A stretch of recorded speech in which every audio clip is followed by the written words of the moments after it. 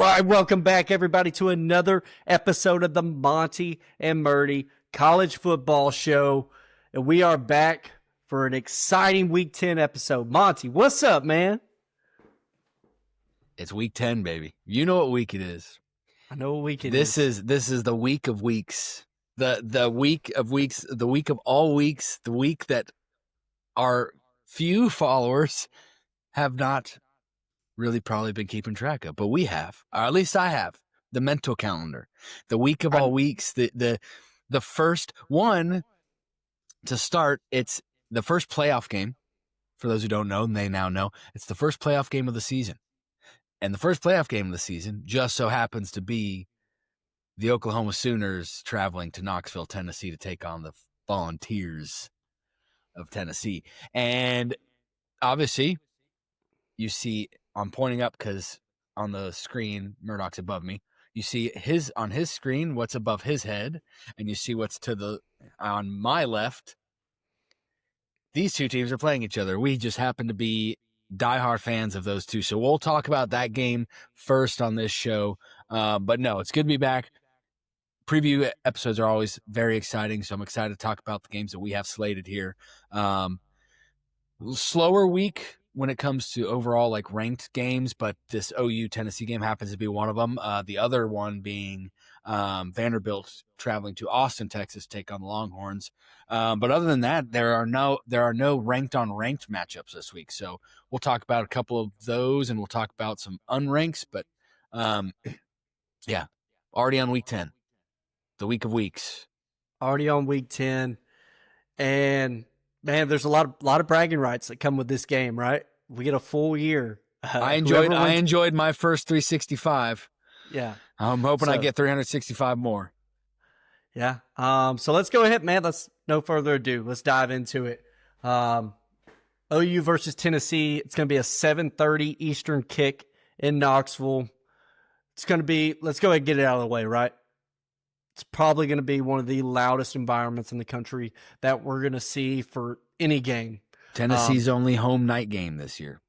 Only a home night game for two fan bases that really, they actually get along kind of well. They do. If anybody follows anything on Twitter with like OU Twitter and Vol Twitter, for whatever reason, Vol Twitter is known to be a very hostile environment when you're arguing. A lot of crazy fans that Tennessee has. Admittedly, I admit it. I tell people that I'm one of those crazy fans, whatever. But Tennessee, Vol Twitter has, weirdly, a couple different fan bases that they just get along with really well. OU being one of them, Oregon being the other one.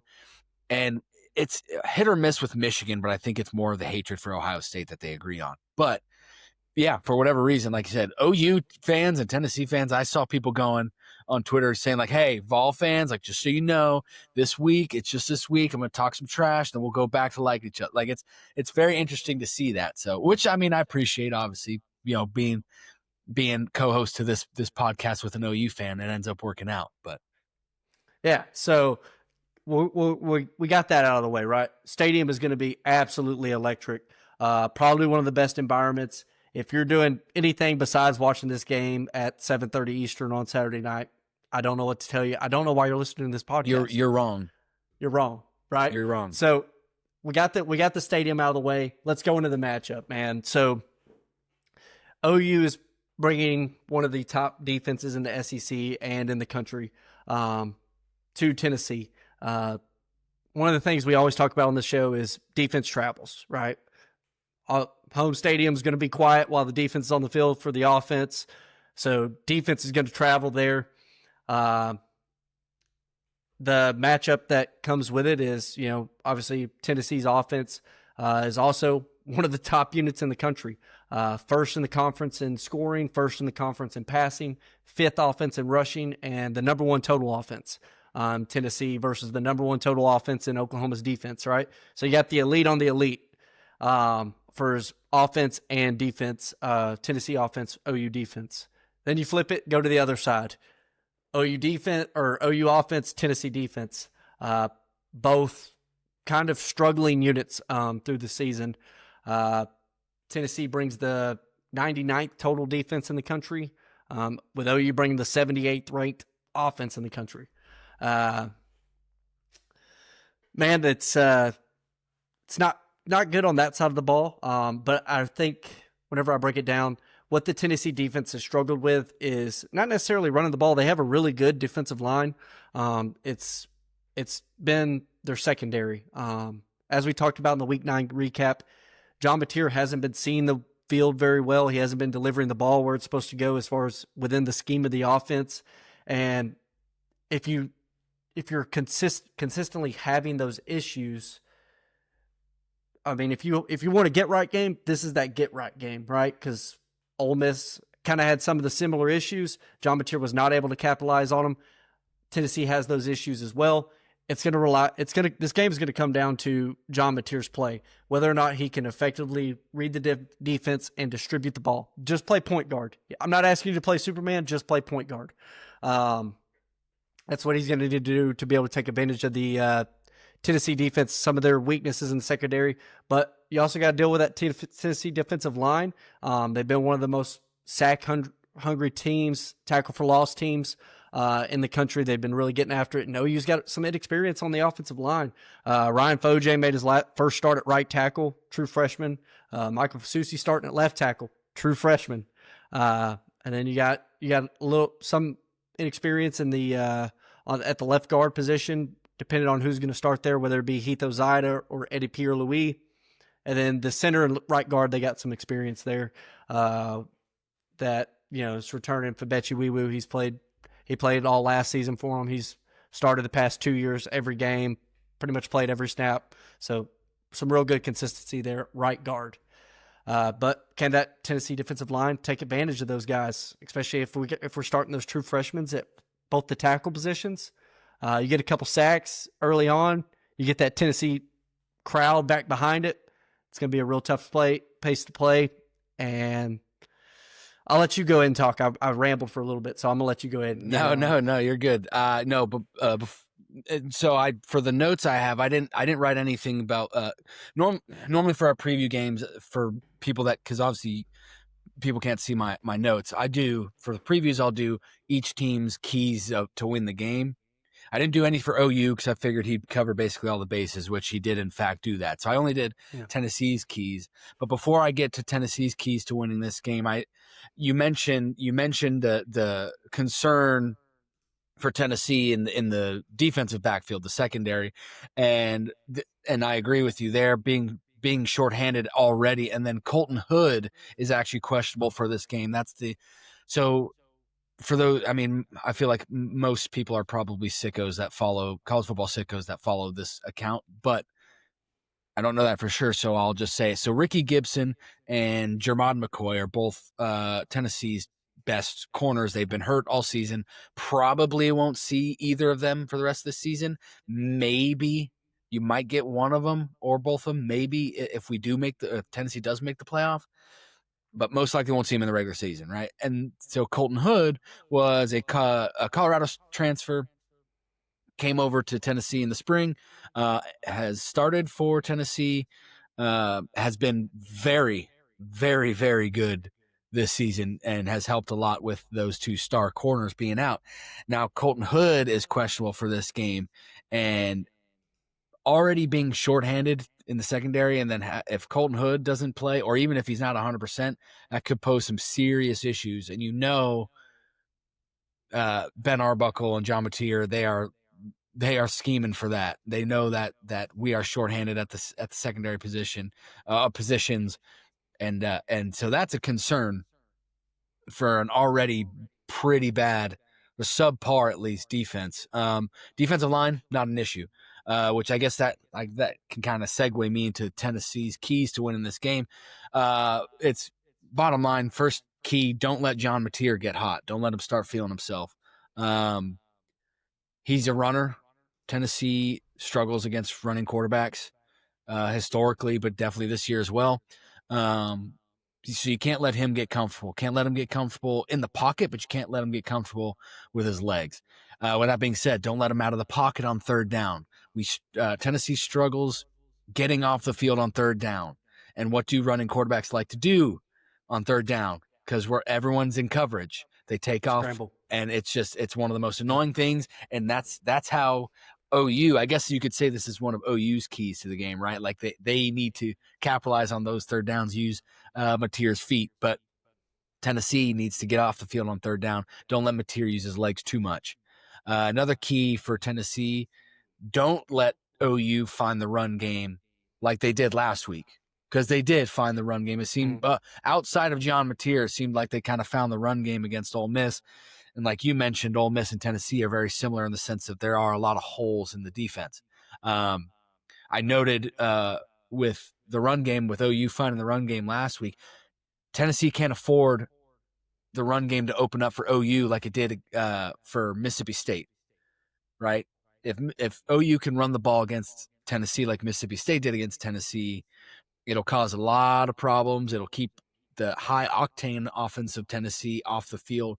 And you see what happens when Tennessee's offense gets on the field quick and they keep that momentum. That was it in the Tennessee-Kentucky game this past week. 56-34 was the final score. You let that team get on the field and start getting that rhythm. You give Joey Aguilar that rhythm, that'll pose a lot of issues for OU.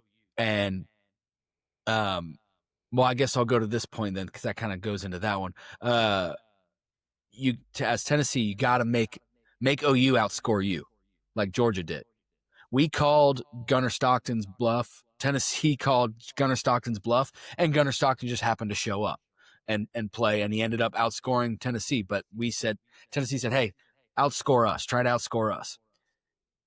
I feel like if Tennessee makes OU try to outscore them, I think that's where the success will be.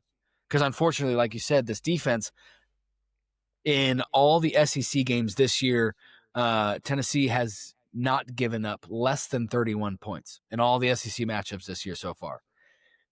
So you got to score points. So make the other team outscore you.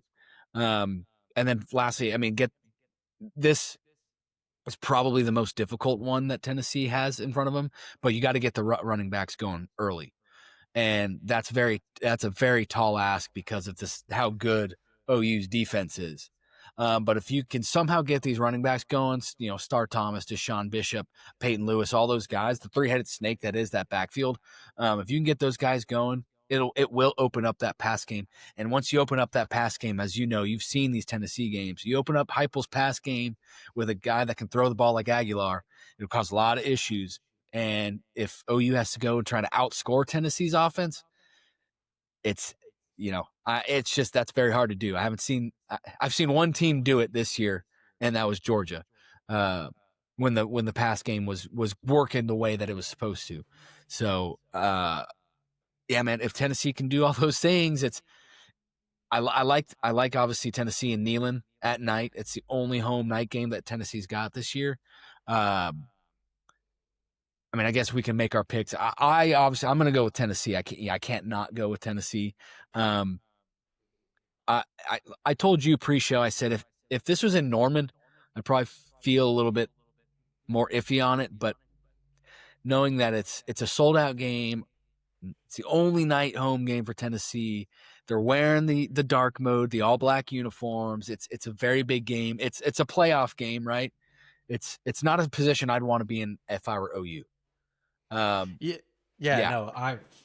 I completely agree. So I got three keys to the game for OU in this one, right? You got your Tennessee. I'll give you my OU ones. OU needs to establish an effective run game to control the pace.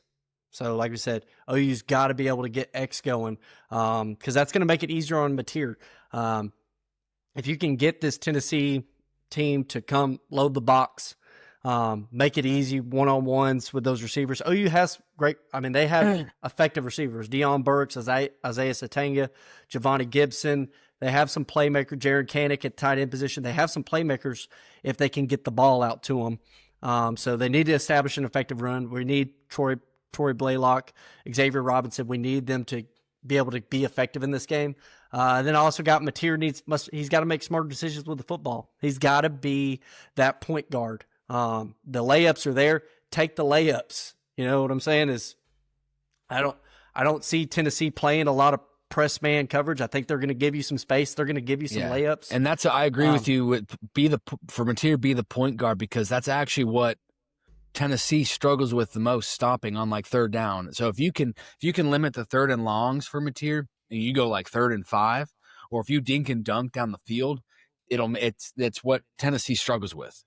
Yep, absolutely. And then I also got on the defense side of the ball. Obviously, you got to stop the run. You got to, but I want to see some pressure on Aguilar. I don't think Aguilar is as capable a runner as what they faced last week with Chambliss. How he's able to beat you with his legs. He's has under 100 rushing yards for the year. I did skip that point. But yes, I said I made a note: protect Aguilar and score fast. But anyways, yeah. So I think the idea is, and Aguilar, he's shown a history. If you get him in something you confuse him in, he'll give you a couple. You got to capitalize on those turnovers. OU's not good enough on the offensive side of the ball to just continue. If this game goes in the 40s, Tennessee scores 40, OU doesn't have a chance, right? You got to be able to keep Tennessee into those 20s, that kind of 20 range, that same kind of where Alabama kept them. Obviously, there were some circumstances in that Alabama game. We talked about it whenever we covered it. But you got to be able to keep Tennessee in that game and, hopefully try to get 30 points or so out of your offense. That's the only way OU's got a chance at it. With what John Mateer has struggled with since coming back from the hand injury, as far as seeing the field, reading defenses, playing point guard, until I see that corrected, I have trouble picking OU in this game. So that's why I got to join you. I got to go with Tennessee here. A lot of our followers, I know your OU fans, do not freak out on him. He's still going to be rooting for OU. He just doesn't think that they're going to win this game. Make that clear. Yeah, my pulling interest, God, I hope nothing else that we see John Mateer turn into 2015 Baker Mayfield, and in this exact stadium where Baker Mayfield did it. Kind of where Baker Mayfield became a thing too. Right, yeah, that was kind of like the Baker Mayfield breakout game. Happened in Neyland with that amazing fourth quarter comeback that OU pulled off. Do I want a fourth quarter comeback? No, I don't think OU's built to be able to do that. But I mean, have John Mateer play a nice consistent game, play point guard. I would love nothing more for that to happen. It's just I need to see it happen before I'm confident in picking OU in this game. So, like I said, it's a play-in. It's a playoff or play-out game. You lose this game, you're probably done for the college football playoff for both programs. So huge one in Neyland. But yeah, I'm going to join you. I'm going to go with Tennessee as much as it kills me to say. Yeah. No, trust me, I've been there. I picked Georgia when Tennessee played Georgia. I picked Alabama when Tennessee played Alabama. I was right both times. It hurts, but it's like when you know, and you could be wrong. And I know you hope you're wrong. I hope I'm wrong. Yeah. I would love nothing to. I was 1-4 last week. You would love nothing else to be so wrong. Oh my God, I'm an idiot. I am an idiot. I would love nothing more than that. But yeah, both going with Tennessee. Unfortunately, over OU. Anything else on it? Yeah, there was one more thing I forgot to mention when I did mention the Colton Hood thing being questionable. There was in a press conference. They asked Coach Heupel about Colton Hood. And so remember I brought up earlier about Ricky Gibson and Jermon McCoy being out, and they're probably going to be out for the rest of the season. When they asked Coach Heupel about Colton Hood, he did kind of like, people were taking it one way, but I kind of took it as like it could be this way. He said to the guy that asked him, to the media that asked him about Colton Hood, all he said was, and I don't quote me because I can't quote him. I saw it on Twitter earlier, but he basically said, keep an eye on the injury report, basically. And people were like, oh, geez, that's not good, meaning like keep an eye on the injury report for Colton Hood. But I was like, wait, does that mean Ricky Gibson or Jermon McCoy are going to be? It's just something to think about because, I mean, that would really help. And this is obviously, like I said, and like we've been talking about, this is a playoff game for both teams. So, it's like, are they trying to get these guys back because it's crunch time? It's remained to be seen, but I don't know. Tennessee fans were taking it as Colton Hood was going to be on that injury report. I was kind of taking it as, well, maybe he was hinting at somebody a return. else might be on it. Yeah. Right, because I mean, I don't know if I haven't seen them. Have they listed them as out on the injury report? Not this or week. they No, injury report is due. I think those are typically due on Wednesdays or Thursdays. No, I was saying in previous weeks, have they been listed as out? Yes, Or have they just not been? Jermon McCoy and Ricky Gibson have been listed out on every single injury report per every week. So I guess we'll see. Yeah, that's the big gut punch was. Well, the first one was Arkansas. We thought, that's when Jermon McCoy was supposed to be healthy, and then he was listed out. But the real gut punch, it was when we played Alabama, and he was still listed out. So that's kind of, people thought he was just training for the draft, basically. So they are likely out for the rest of the season. But just, with that comment Heupel made, I just wanted to make a note of it. Yeah. So we'll see as it kind of breaks out through the week. But even without them, I still both pick at Tennessee there. So if they show up, hey, even more benefit to Tennessee, I guess. Let's go into the next right. I will be sweating during that game. I'm not confident in my pick of Tennessee, but yes, let's move on. Now, I don't think anytime I pick OU, I don't think I'm confident. So it's kind of just what happens. Vanderbilt versus Texas. Another big matchup. Vanderbilt traveling to Texas. Texas is currently a 1.5 point favorite. We didn't mention it in the OU Tennessee game, but Tennessee's a 2.5 point favorite, so that's pretty much an even game on neutral site. So you get that home field advantage there.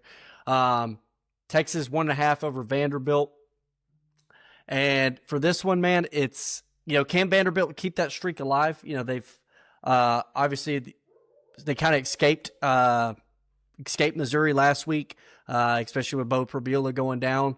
They've played really good football. They're really good on both sides of the ball. I don't think either one of their units are necessarily great. I don't think they're great on the offensive side of the ball. I don't think they're great on or elite on either one, but they're both really good, and they know how to win, right? Which is a skill that you wouldn't think Vanderbilt, or at least the Vanderbilts of old, have just never possessed. But this team knows how to win, and they're able to win those games where they maybe shouldn't. And you got Texas coming off of a miraculous comeback over Mississippi State, where it looked like Texas was dead in the water, able to rally back. There is some question marks surrounding Arch Manning in this one, whether or not he's going to be good to go. So, man, what do you think about this one? Anything on Vanderbilt, Texas? Yeah, so you had a little harder time. You had a little harder time picking this one, I think, than I did. So my pick in this one, well, okay, I guess I'll just say it because it kind of spoils it if I just start explaining my thought process. So Vandy at Texas, I think with the game being in Austin, I'm taking Texas to win this game, and it's mainly because after I watched at Mississippi the second half, and especially the fourth quarter of the Mississippi State-Texas game, it looks like Texas may have found what clicks on offense. I mean, they were down, well, it was 31-14 at one point and 38-21 going into the fourth quarter. And Texas turns around and wins this game, wins the Mississippi State game 45-38 in overtime, and in one overtime. It looks like Texas may have found something that works on their offense. We'll see. Obviously, I talked about it on last week's the recap episode. I talked about Vandy's defense, looking like a pretty stout defense against Mizzou. But man, yeah, I think with this game being in Austin and seeing what I saw, what Texas did on offense to Mississippi State, specifically in the fourth quarter. And then another thing that like I said, this game's in Austin, right? So I look back at Vanderbilt's season schedule, and no one can call me anti-Vanderbilt because I've picked them and been right past 2 times again in their big games. But I went back to Vanderbilt's schedule, and their only big road win, so they have 2 road wins this year, right?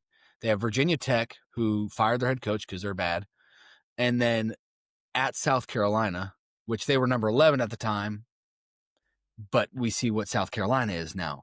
Yeah, not that their great. Their only one big away game was at Alabama, and they lost 30-14. So it's like, do they have the road game blues when it comes to the big games? We'll see. But that's until I see them go and win a big one like this one. because it looks like Texas has figured it out. I'm going with Texas. Yeah. It just makes sense to me until Vandy proves me wrong on the road side of it. Because I've already picked Vandy to win big games. If they can go do it on the road, hey, more power to them. But until I see it, I'm taking Texas. Yeah, and you got Arch Manning. It's questionable going into this one. We'll see how that kind of plays out throughout the week. He did enter concussion protocol on Sunday. We're recording this Monday night, so we'll kind of see how that breaks down. But I think the biggest thing is Missouri was able to find some success against Vanderbilt running the football. I think Texas would really like to get back to it. And part of me thinks if you don't have Arch Manning, obviously the way the Mississippi State game broke down, they had to kind of, the plan from behind, they had to throw the football a lot more. I think Arch ended up throwing it for 48 times. But I think Texas would really like to run the ball. And if you have a week where you're not knowing if he's going to be there, I think Sarkisian is going to scheme some things up for these Texas running backs to be able to run the ball effectively. Do I think this Texas team is what the preseason touted them as, possibly the number one team of the country? Me and you had them both top 4. And do I think they're that good? I don't think they're that team, but I think they're going to be good enough to get the job done here against Vanderbilt. I think the magic that Vanderbilt kind of has going, not saying anything against them, I just don't think they're going to win this one. They're still going to be a really good team, depending on how the Tennessee game goes at the end of the year.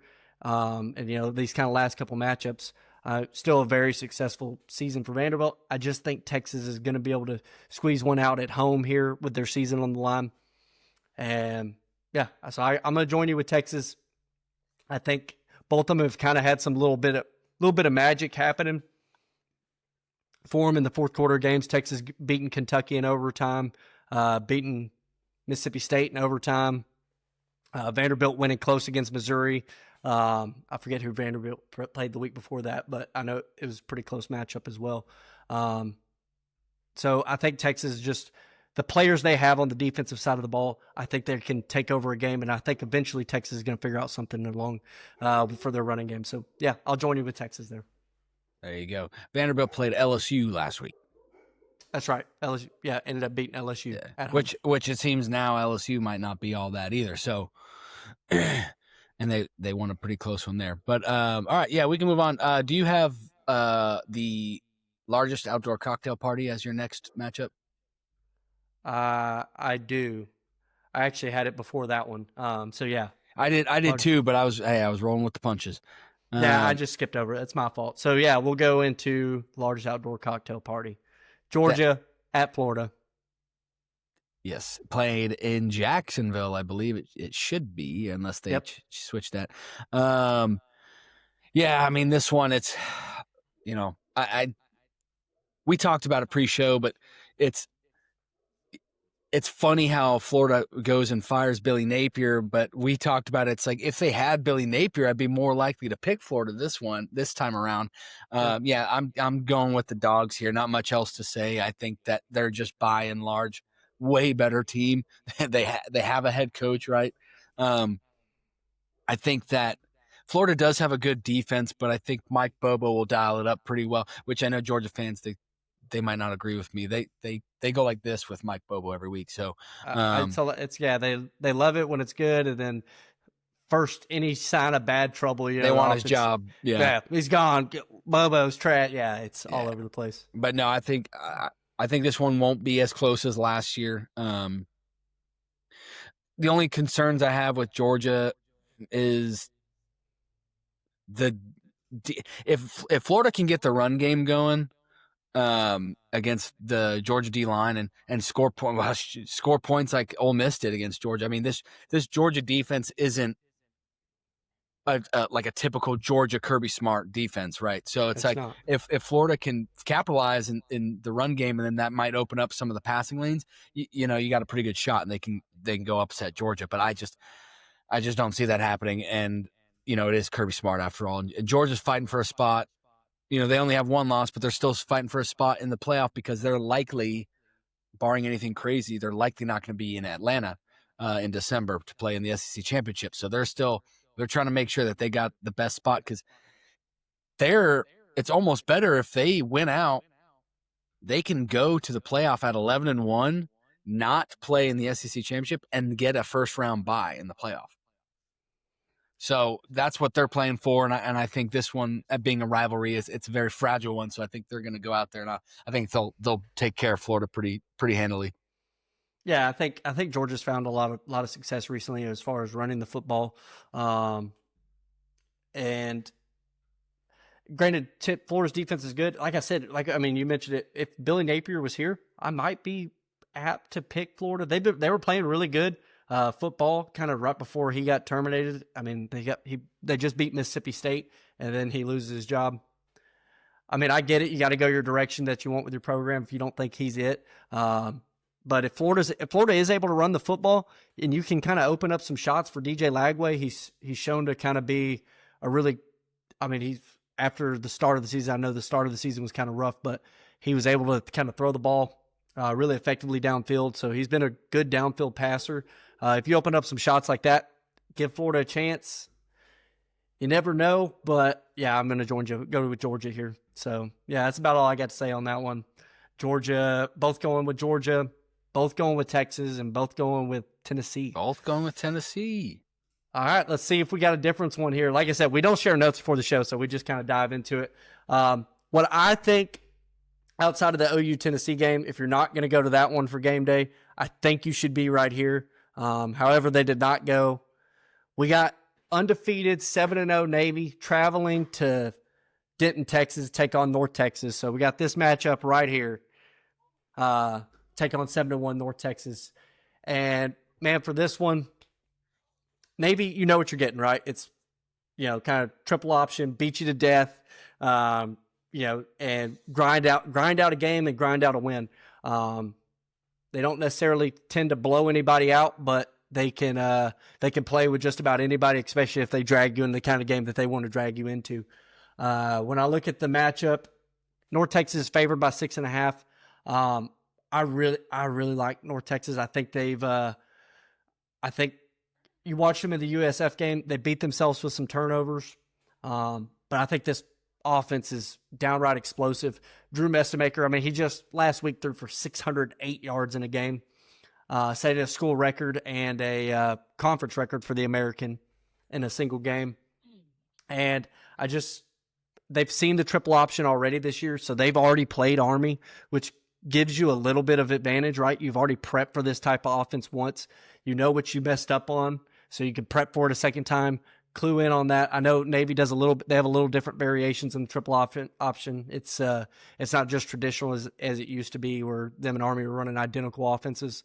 They do have some variances in it, but I think North Texas is just going to be a little too explosive on the offensive side of the ball, and maybe jump out on Navy early, and just essentially I think North Texas is just going to score too many points for Navy to match them here.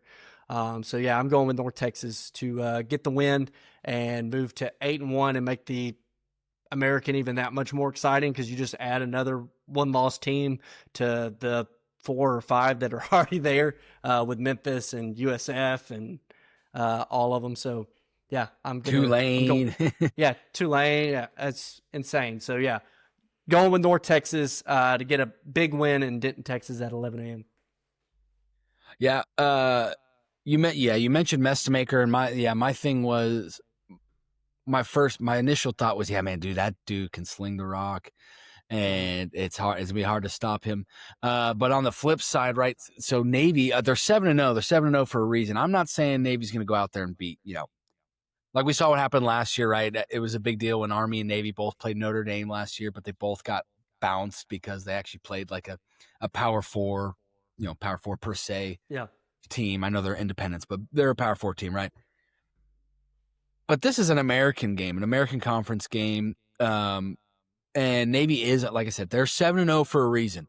Yes, North Texas has played Army already, but Navy's got their own thing. That's why Navy's Navy and Army's Army, right? Yeah. And Army's not doing what Navy's doing this year. Navy, like I said, I'll say it again, they're undefeated, and that's for a reason. If you're undefeated as a team that runs the veer, as a team that runs the speed option, in today's day with all the high octane offenses and airing it out and everything, and you're still doing this. That means the discipline's there, and that means the execution's there, and that's what Navy's doing. So when I went into picking this game, I was like, yeah, it's gonna be hard to stop Messmaker. They're just gonna keep the guy off the field, and I think that Navy's got a good enough defense to do that.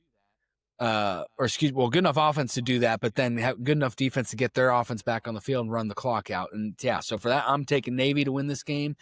My big thing is, yes, it's in North Texas, and we talk about defenses traveling, but the veer travels too. You don't care if things are loud or not.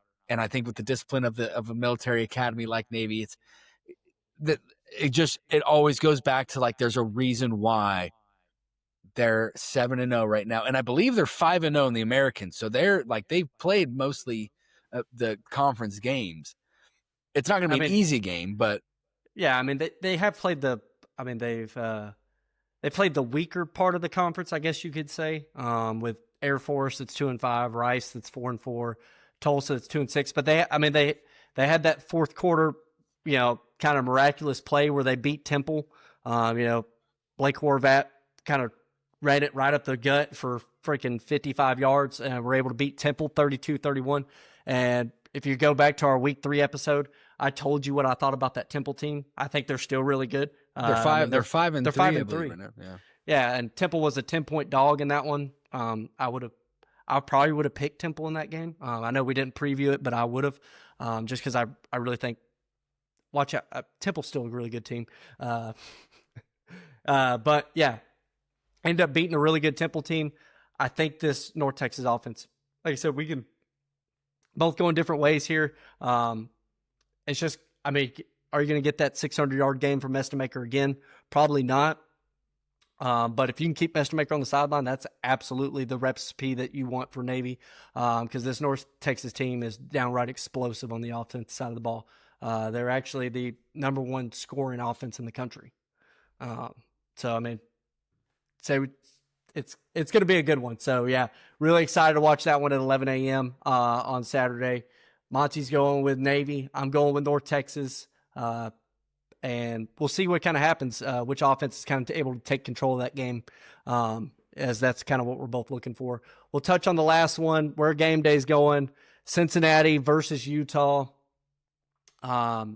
Cincinnati is 7-1. Utah is 6-5. And oddly enough, even though Cincinnati 6-2, 6-2, sorry, yeah, 6-5. I was like, they played like 4 more games than everybody else. Yeah, my bad. Yeah, 6-2. Where I was going with that is Cincinnati's the number 16 team in the country, but Utah is favored by 8.5 in this one. What does Vegas know? What does Vegas know, right? Tough to know. Devin Dampier, I believe, is going to be back. If you watch the Colorado game, I don't even know if he needs to be with how Fickle played last week. It's kind of, they almost have it's kind of what you want, right? You don't want to have your QB2 come in and you have to change the offense. It looks like it's the exact same. They look like mirrors of the same player with Dampier and Fickle. And yeah, they're able to run the ball, able to run the exact same offense that they run with Dampier. As I had stated in the BYU game, our preview of it, I do have concerns about Utah just because of how much that team focuses on, kind of runs through Dampier, right? He's not, I don't believe he's their leading rusher anymore, but he was at one point in the season. He's obviously their quarterback. How much they rely on him. And I think Brendan Sorsby for Cincinnati, I don't think he gets enough hype. I think he's having an outstanding season. He's 1,800 yards passing, 19 touchdowns to 1 interception. I don't think he's kind of getting enough credit for what he's able to do and what he is as a quarterback prospect. So with that being said, man, I'm going with Cincinnati to get the upset here. I understand they're, Utah's favored 8.5. I don't think the Cincinnati team is getting enough credit for what they've been able to do so far through the season. And I haven't heard their dang it, I'm drawing a blank on their head coach's name. It's SS. It's Scott Satterfield. I don't think Satterfield's kind of getting enough enough kind of credit for what he's been able to do with the Cincinnati team. Especially, I mean, Luke Fickell took them, they're coming right off the playoff. Luke Fickell goes to Wisconsin. Satterfield picks it up, and he's done a really great job so far through the season. And I think the Cincinnati team is really good. 30th in total offense and 13th, or they're 69th in total defense. So offense, statistically, they don't really match up very well with Utah, who's 13th and 13th in offense and defense in the nation. But I think Sorsby's going to go and play a game, and I'm picking the upset here. I'm going with Cincinnati. There you go. Yeah, you mentioned Devin Dampierre, and you actually said this about the Holy War, BYU Utah, and you ended up being right there, of course. But you mentioned Devin Dampierre and how you don't feel like Utah can sustain the Devin Dampierre basically being the whole offense. And my thing is, well, if they can't, then why have they? Right? They're 6-2. They just got themselves back into the top 25 going into week 10 of the season, and it's for a reason. At the beginning of the season, so many people have said that, it's not sustainable for Devin Dampierre. It's not sustainable for Haynes King. It's not sustainable for, I'm blanking on his name. Auburn quarterback. That was OU's quarterback. Jackson Arnold. Same thing with John Mateer at Oklahoma. Jackson Arnold was really the only. Two, I mean, it's looking tough. I was going to say Auburn's really the only one that hasn't done it, right? Georgia Tech has done it. They're undefeated. Utah has mostly done it with Devin Dampierre, couple losses. Oklahoma's been able to do it with Mateer. They're 6-2 as well.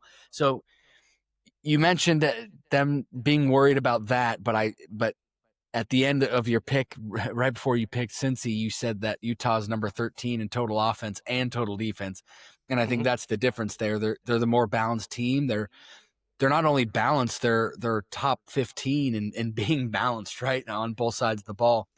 And with it being in Utah, it's coming off the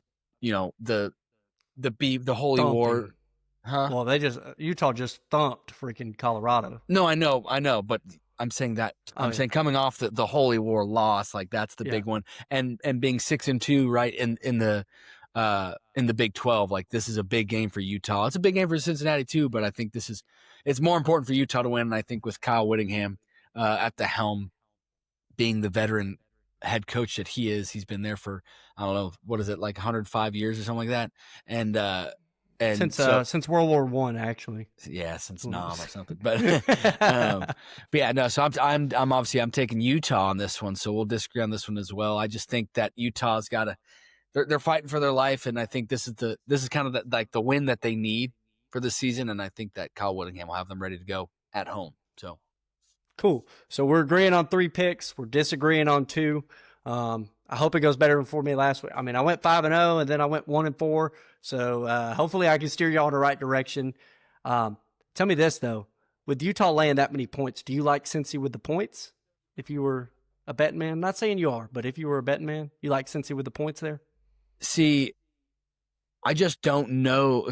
The only Cincinnati game. I've looked up these teams, but the only Cincinnati game I've watched was a Cincinnati-Iowa State game, and if their offense plays like that, obviously they beat Iowa State, then yes, I would take Cincy to cover the points. But I watched Cincinnati Nebraska too, and that was really good. They end up beating Nebraska, who was really highly touted, and Nebraska's played good ball. I mean, did they beat Nebraska? I thought they did. Oh no, they didn't. They lost. I was going to say, didn't they? Nebraska escaped with that one, but Nebraska seems to be not too shabby this year. So that's still a tough opponent to play. But yes, sure. I'll say I don't sports bet, but yeah, I would take them because it just depends on what Utah is capable to do or what they will do on offense. And how healthy Dampier is, right? We mentioned what he is. He's coming off a leg injury. That's what he had against Colorado. So we'll see how healthy he is. But like I said, man, if they play Fickell, I didn't see any change in the offense. It looked the exact same. They just continued to just blow Colorado out of the water. So, disagreeing, picking Cincinnati, Utah, disagreeing North Texas Navy, both picking Texas, both picking Georgia, and both picking Tennessee. So with that, that's going to do it for this week's episode of the Monty and Murdy College Football Show. Monty, you got anything else on the outro? the week of all weeks. It's said and done on the show. Now it's time for the game. Time for the OU game. at Tennessee. We'll see, man. I picked Tennessee this time around, but man, I don't think I'm not nervous. I'm very nervous for this game. Yeah. OU, the way that OU looked at the beginning of the season, I know they've had their valleys and peaks, but the way that they looked at it's in there. It's in there, and that defense scares me. So we'll see what Tennessee's able to pull off. Only night game in Neyland this year, so we'll see. But I will be watching it with a heart rate of probably 108, resting. Yeah, resting. Yeah, that's during commercial timeouts. That's where my heart rate's gonna be. So, thank y'all for tuning in as always. Regardless of the results of this weekend, we'll be back next week to catch y'all on another episode of the Monty and Murdy College Football Show. As always, subscribe to the channel, like the channel, follow it, get notified, comment with us, man. We're excited to interact with all of y'all, so we will catch y'all next week on the Monty and Murdy College Football Show. Until then, peace.